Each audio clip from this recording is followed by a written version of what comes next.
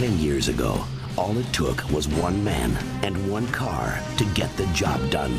Remember when TV bosses would make a new show out of anything just to squeeze a little more success from a popular one? Yeah, we remember that too. Today, we're looking at 5 more spin-offs from the 90s that probably sounded amazing when someone first pitched them, but not much after that. Before we jump in, don't forget to like and subscribe, because we promise not to waste your time the way these shows did. Now let's start with number 5. Saved by the Bell: The College Years, a spin-off of Saved by the Bell on NBC. Hey! I think Professor Lasky has the cutest little nose. Before college, Saved by the Bell was the most famous teen sitcom of the early 90s. It was a Saturday morning favorite, full of bright characters, funny moments where Zack talked to the camera, and life lessons that always wrapped up neatly in 22 minutes. So when Zack and his friends graduated, NBC thought, why not follow them to college?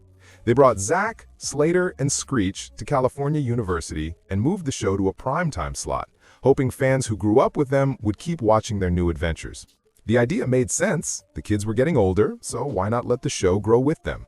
But as it turned out, the silly high school comedy that worked at Bayside felt awkward in a college setting. And Zack?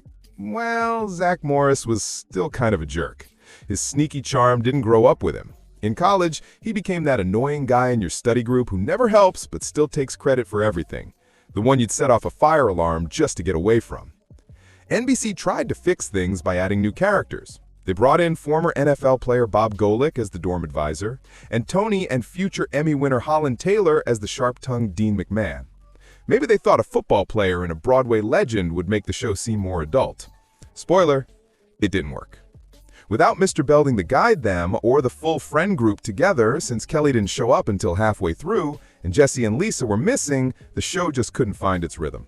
Even with new faces, there was another problem: time slot shock. Moving from Saturday mornings to Tuesday nights meant going up against huge shows like Full House and Rescue 911. The kids who once watched during cartoons had different routines by the evening. So NBC ended up canceling Saved by the Bell: The College Years after just 1 season. To finish the story, they made a TV movie called Saved by the Bell: Wedding in Las Vegas, bringing back the main cast: Zack, Kelly, Slater, Screech, Lisa, Jesse, and Mr. Belding. It ended with Zack and Kelly getting married in Vegas, because nothing says college maturity like getting hitched before finals. As for where the Bayside crew is now, Mark Paul Gosselaar went from playing Zack Morris to starring in shows like NYPD Blue, Franklin and Bash, and most recently, Found on NBC.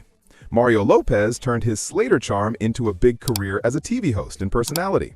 Elizabeth Berkley appeared in movies like Showgirls before returning to TV, while Tiffany Thiessen found success on Beverly Hills 90210 and later on White Collar. The cast has stayed surprisingly close, often meeting up for dinners and reunions, proving that sometimes TV friendships really can last long after the final bell. Number 4. Knight Rider 2010, a spin-off of Knight Rider, aired in syndication. They are Team Knight Rider. The original Knight Rider starred David Hasselhoff as Michael Knight, a high-tech crime fighter teamed up with Kit, an artificially intelligent, self-aware, and nearly indestructible car. The mix of action, what was considered cutting-edge technology for the 80s, and Hasselhoff's charm made it a pop culture hit that ran for 4 seasons from 1982 to 1986. A decade later, when nostalgia for 80s action shows was growing, producers wondered what had made Knight Rider so great. Was it the story of one man making a difference? The chemistry between Hasselhoff and his talking car? The sleek look of that one iconic vehicle? Their answer? Nope. Let's multiply everything by 5 and add a ton more explosions. Remember Kit, the cool talking car from Knight Rider? Well, someone thought viewers really wanted 5 talking cars, each with a personality more annoying than the last. Set years after Michael Knight's adventures, the new show introduced a team of elite drivers using AI-powered cars to fight crime. There was Dante, a smug SUV with a British accent, Domino, a flirty Mustang, Beast, a tough truck who loved Alanis Morissette, yes, really, and 2 motorcycles, Cat and Plato, one a strict rule follower and the other a nerdy quote machine. And yes, all of them talked non-stop. Imagine 5 versions of Siri arguing with each other while you're chasing a runaway semi. That's Team Knight Rider in a nutshell. So why did it fail? Well, there was no Hoff, no original kit, and the new AI cars had all the charm of broken Furbies. The team's setup took away the cool, simple style of the original, and the 1997 CGI looked like it was made on a Tamagotchi. The show aired alongside other action-heavy hits like Hercules and Xena, Warrior Princess. But while those embraced their campy fun, Team Knight Rider suffered from clunky effects and a cast that couldn't capture the spark that made the first show special. Fans still argue about whether it was a spin-off or a reboot, but Team Knight Rider was officially part of the same universe. It mentioned Flag, dropped Michael Knight's name, and even showed photos of Devin Miles and Kit in the background. Strangely, the new vehicles were designed with weaknesses on purpose. After a rogue AI called Crow went bad, Flag decided future cars should be breakable, unlike Kit's indestructible armor. Smart in theory, not so smart for an action show. Here's something a lot of people missed. Every main vehicle was a Ford, the Expedition, Mustang, and F-150. Only the bikes weren't. Basically, Team Knight Rider doubled as a very loud, very talkative car commercial. The finale even teased the return of the original Knight Rider. Spoiler alert, that never happened. The show was canceled faster than you could say turbo boost. Number 3. Highlander the Raven, a spin-off of Highlander the series, aired in syndication.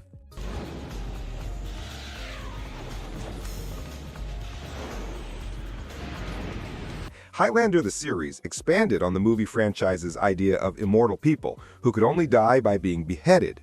The show focused on Duncan MacLeod, a 400-year-old immortal played by Adrian Paul, as he tried to live a normal life while fighting other immortals in a mysterious battle where, in the end, there could only be one survivor. When Highlander the series finished its 6-season run in 1998, producers had a problem. They had a loyal fan base, international funding, and a story concept that could literally go on for centuries. So, of course, they decided to test that "there can only be one" rule by making another spin-off. Enter Highlander the Raven, which followed Amanda, an immortal cat burglar turned reluctant hero, as she teamed up with an ex-cop to fight crime and sometimes behead other immortals. Because nothing says great TV like a 1,200-year-old thief suddenly growing a conscience. The show tried to ride the wave of female-led action hits like Xena and La Femme Nikita. Now, Amanda was a fantastic side character, but as the lead, things got confusing fast. The show wanted to feel like Buffy mixed with Nikita, but it ended up more like La Femme No Thanksa. To be fair, Elizabeth Grayson's journey in the franchise was pretty impressive. She was first cast for a single guest appearance, but fans loved her so much that she became a recurring favorite. Producers even created 4 new female immortal characters before scrapping them and choosing Amanda as the lead, again, thanks to fan demand. The show was filmed in Toronto and Paris as part of an international co-production deal. Behind the scenes, though, things weren't going smoothly. Grayson and co-star Paul Johansson, who played the brooding ex-cop Nick Wolf, reportedly didn't get along at all.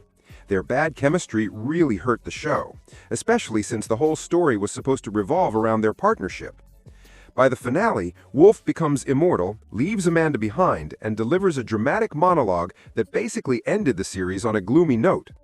The sword fights were still fun to watch. I mean, how can you mess up immortals battling with swords? But fans weren't looking for moody side plots. They wanted Duncan MacLeod back. The show was canceled after just 1 season, proving that sometimes there really can only be one successful series in a franchise. Number 2. Time of Your Life, a spin-off of Party of 5, aired on Fox. There are 9 million people in this city, and every one of them has a story. Mine is going to be the one that people remember. Party of 5 was a highly praised drama about the 5 Salinger siblings who had to raise themselves after their parents were killed by a drunk driver. The show dealt with serious topics like substance abuse and domestic violence, won a Golden Globe for Best Drama, and launched the careers of stars like Matthew Fox, who later led Lost, Scott Wolf, Neve Campbell, who became a Scream Queen in the Scream movies, Lacey Chabert, who went on to star in Mean Girls, and of course, Jennifer Love Hewitt. By the late 90s, Jennifer Love Hewitt had become the breakout star of Party of 5. Her character, Sarah Reeves, had grown from a recurring girlfriend into a main cast member. At the same time, Hewitt's movie career was taking off with hits like I Know What You Did Last Summer. Seeing her growing fame, Fox executives saw dollar signs and made that classic TV mistake, taking a popular character from an ensemble show and giving them their own series. So what happens when a beloved character from a hit drama moves to the big city? In Time of Your Life, Sarah started a new life in New York, making new friends like Romy, played by a pre-famed Jennifer Garner, and an eccentric building manager played by Pauli Perrette before her NCIS days. But without the emotional balance of the Party of Five family, Sarah's character felt lost, kind of like the show itself.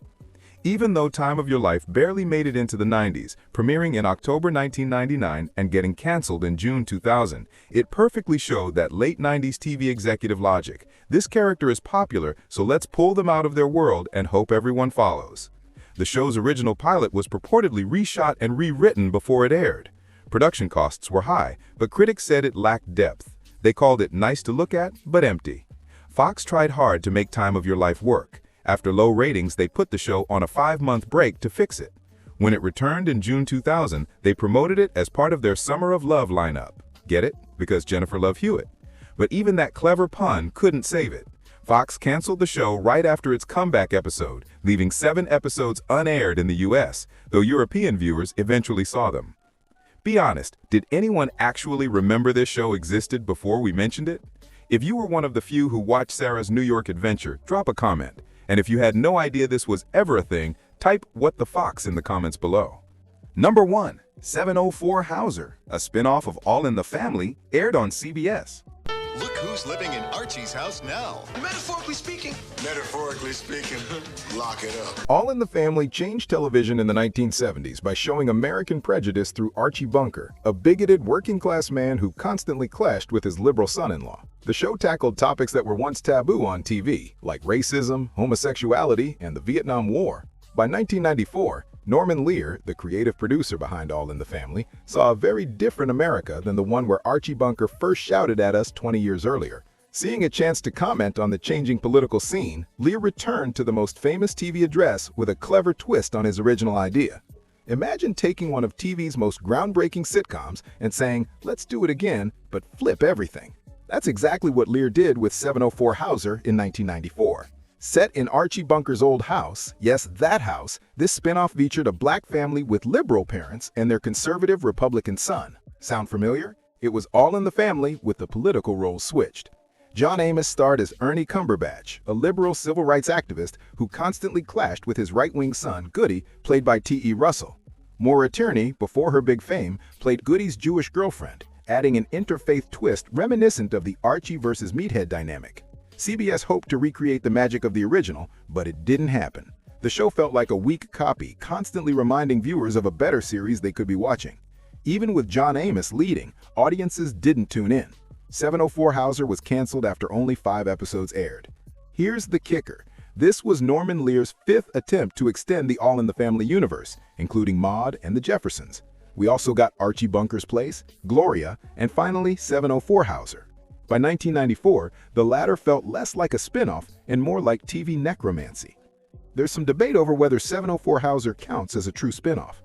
While it mostly had new characters, the premiere included Joey Stevick, Archie's grandson and Gloria's son, played by Casey Siemaszko.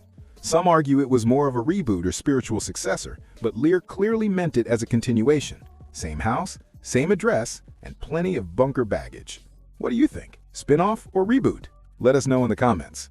And that's it. 5 spin-offs that flopped. Honestly, these shows aren't just flops, they're time capsules of what executives thought we wanted. Spoiler, we didn't.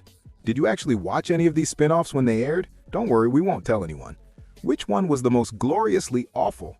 Or is there another 90s spin-off disaster we should cover in the future? If you enjoyed this memory lane trip, make sure to smash that like button and subscribe so you don't miss future nostalgic deep dives.